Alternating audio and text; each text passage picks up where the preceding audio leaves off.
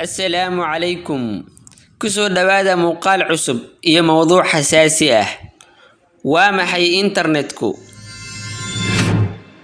سيدو أسامي بلشدينا بدنا مكفا إيدي سنة مسونا كفا إيدي ستا إنترنتك مالديه كراب الود كسو دوادا موضوع عصب إنتان موضوع بلابن فضلا سبسكرايب صار كنالك si muuqaalada cusub ay kugu soo gaaraan.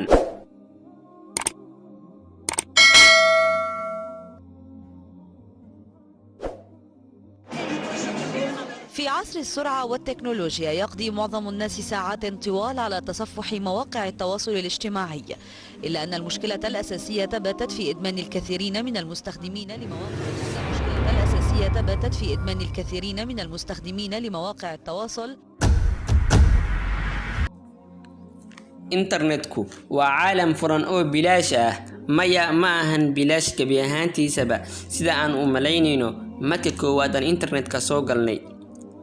Internetku wuxuu dhiig bixin midii ugu darneed oo waxaanu siinaynaa canshuur midii ugu qaalisaneed oo xitaa dawladu waaweyn aanu bixin karin. haddii aan si kooban u dhaho waxaanu siinaynaa cumrigeena oo dhan.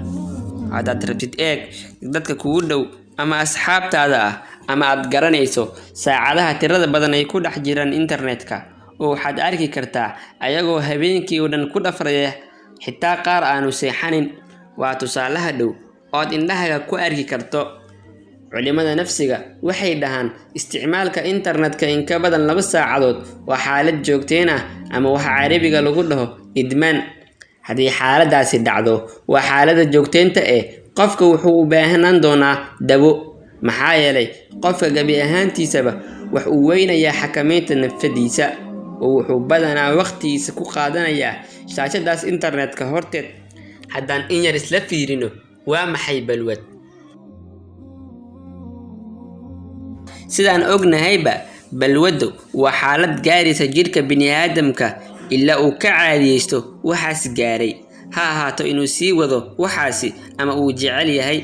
xaaladaasi waxay u gudbaysaa maskaxda gaar ahaan waxa lagu magacaabo dopamine-ka.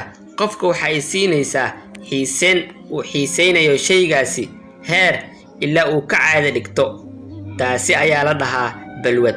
sidaa darteed internetka waxaa la dhihi karaa balwad. calaamadaha lagu garto in internetka balwad kugu noqday iyo in kale waxaa ka mid inaad isticmaashid in ka badan 2 saacadood oo xiriir maalin kasta, iyo qofka inuu gaaro xaalad wareer hadduu waayo internetka. xaaladaasi waxaad ku arki kartaa nafsadaada ama asxaabtaada waa haddii ay joogteeyaan isticmaalka internetka, amaba adiga ayaad isku arki kartaa haddaad joogtaysid isticmaalka internetka. sidaas darteed waxaad u baahan tihiin xaaladaas inaad iska daweysaan. muuqaalka inta uu sii socdo ayaad ku arki doontaa sida la isaga ilaaliyo. Allah ayaa wax ilaaliya in xaaladaasi ku qabsato.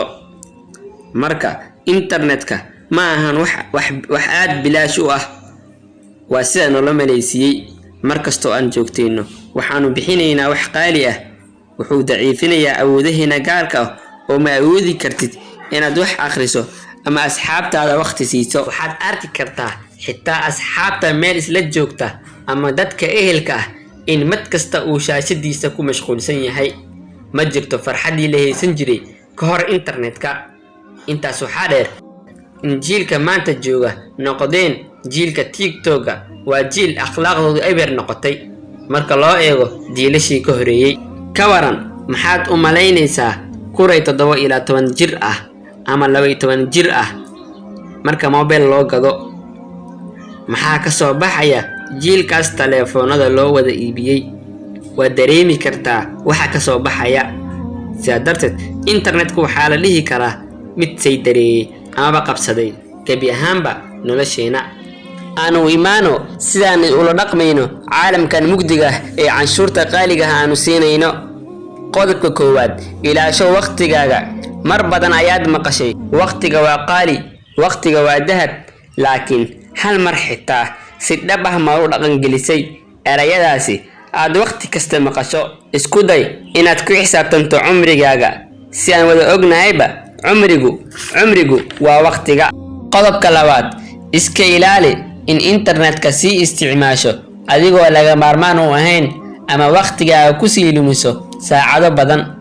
qodobka saddexaad, waxa uu gaar u yahay dadka caruurtooda u gaday telefoonada internetna siiyey.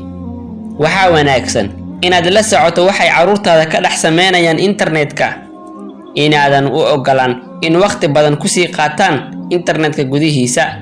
talaabooyin badan ayaa jira oo ku saabsan sida looga hortagayo mushkiladan internetka ah. mawduucan ma ahan mawduuc yar oo hal video lagu soo koobi karo, waa mawduuc buugaag laga qoray. waxaan rajaynayaa in buugaagtaasi raadisid oodna akhrisid. mawduuca maanta halkaas ayuu ku eg yahay.